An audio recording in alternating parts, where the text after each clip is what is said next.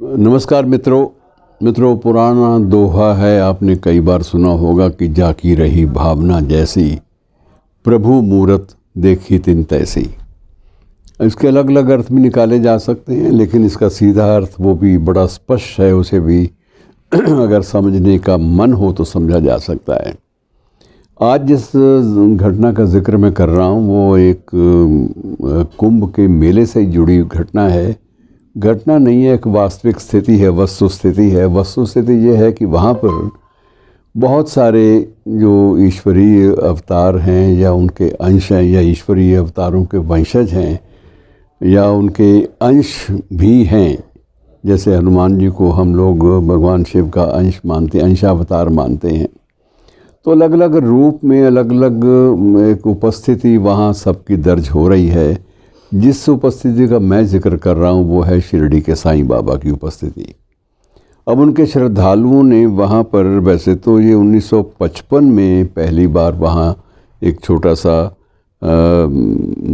एक शिविर बना हुआ था उनके नाम से, और उसके बाद जब भी हर वर्ष कोई भी मेला होता है, संगम पर कुंभ है या अर्ध कुंभ है या फिर महाकुंभ है, तो उस समय में जो श्रद्धालु शिरडी साईं बाबा के हैं वो वहाँ पर ज़रूर जाते हैं।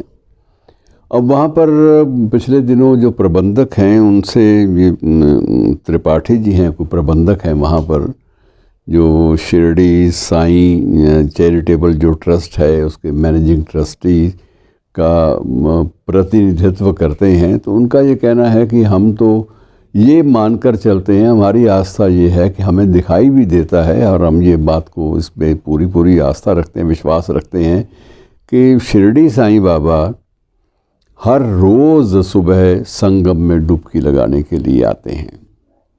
और बहुत सारे श्रद्धालुओं ने, इनका दावा है त्रिपाठी जी का, कि बहुत सारे श्रद्धालुओं ने उनको संगम में स्नान करते भी देखा है।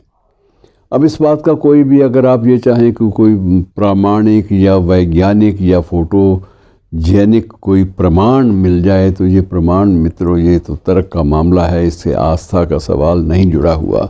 अब वो लोग मानते हैं, उनको दिखाई देते हैं तो ठीक है, उनकी श्रद्धा का अपना भाव है।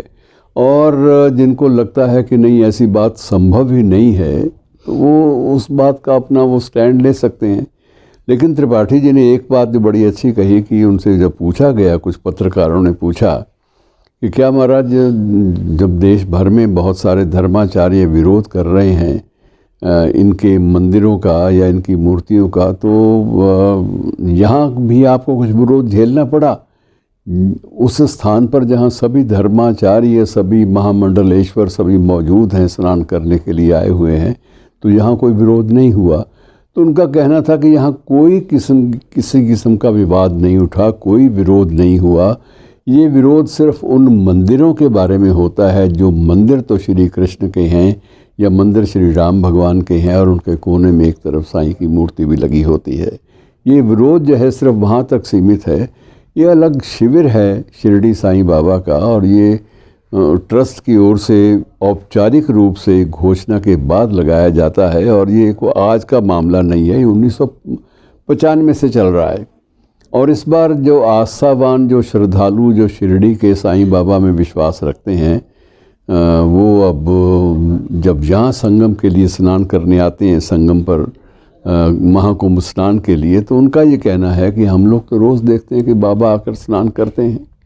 अब ये प्रश्न नितांत रूप से अपनी आस्था और श्रद्धा के साथ जुड़ा हुआ है। इस बारे में कोई भी विवाद किसी किस्म का भी कोई खड़ा हुआ भी नहीं है, और अगर कोई विवाद खड़ा होता भी है तो किसी को भी इस बात की फुर्सत नहीं है कि उस विवाद को गंभीरता से ले, क्योंकि महाकुंभ एक ऐसा स्थल है जहाँ अलग अलग विचारों के, अलग अलग आश्रमों के, अलग अलग संस्थानों के देवी देवता, अंशावतार, और जिनको भी माना जाता है कि उनकी अपनी एक विशेष सत्ता है, ईश्वरीय सत्ता या ईश्वरीय गुण है उनमें, तो ऐसा कोई भी विवाद उनको लेकर अभी तक खड़ा नहीं हुआ। और किसी ने भी इस बात पर कोई आपत्ति नहीं उठाई, किसी धर्माचार्य ने या किसी संप्रदाय ने, कि ये शिरडी साईं बाबा के ट्रस्ट को संगम की स्थली के साथ कि उस परिसर में वहाँ उनका अपना शिविर लगाने की अनुमति क्यों दी गई, कैसे दी गई। तो मित्रों, ये विवादों का सिलसिला आस्थाओं के जब कसौटी पर कसा जाता है तब लगता है कि जिसकी जो भावना है उसको आप उसी रूप में प्रभु मूर्ति देखने दीजिए, और जिनकी भावना नहीं है उनको तो अगर स्वयं साक्षात ईश्वर भी अवतार लेकर दोबारा आएंगे तो भी वो कहेंगे कि नहीं जी, ये तो हेल्यूसिनेशन है, ये केवल एक भ्रम है या केवल एक माया का एक स्वरूप है, मायावी स्वरूप है, इनमें सच्चाई कुछ नहीं है। तो मित्रों, ये थोड़ा सा मामला जो आस्था से जुड़ा है उसका जिक्र आपसे करना मुझे ज़रूरी लगा, आपसे बांट लिया। शुक्रिया।